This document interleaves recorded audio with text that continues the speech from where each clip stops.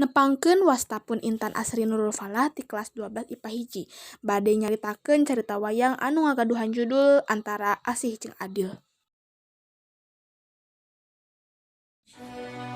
Hiji mangsa sabada ngudag-ngudag uncal di leuweung, Arjuna, Nakula jeung Sadewa bawaning ku Halabahab ngarinung di situ.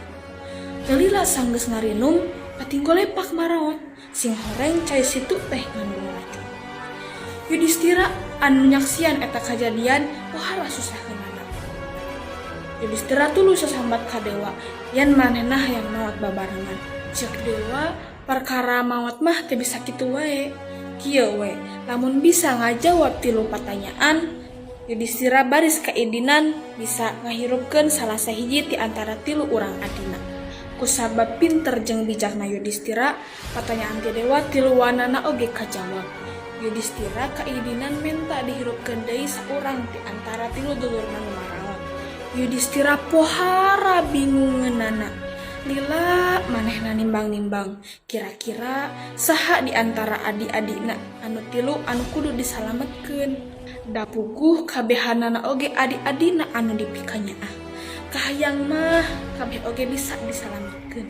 Tapi Dewa ngan mereka sempetan hiji bae di antara Arjuna, Nakula, jeung Sadewa. Sanggeus lila nimbang-nimbang, akhirna Yudhistira menta Nakula anu dihirupkeun deui. Dewa pohara heraneunana, naha bat henteu Arjuna anu ku Yudhistira panglipi ka asihna, jeung anu disiapkeun pikeun neruskeun ka Prabon. Arjuna teh pan Pangeran Adipati. Kumaha walon Yudhistira? Walon Yudhistira sapertos kieu. Lamun Arjuna anu dihirupkeun deui, atuh palaputra Ibu Kunti hirup kabeh. Tapi palaputra Ibu Madri maraot kabeh. Eta henteu adil Dewa. Lamun Ibu Madri terangeun kana eta kataadilan, tada teuing kanyanyarianana.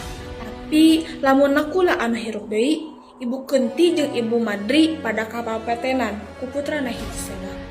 Eta adil. Ka Arjuna lain henteu nyaah, kan kanyaah teh teu bisa ngalindih keadilan. Dewa pohara penujuanana kana titimbangan Yudhistira anu sakitu adilna. Pikeun ganjaranana dulurna anu 3 nyaeta Arjuna, Nakula, jeung Sadewa kabehanana dihirupkeun deui.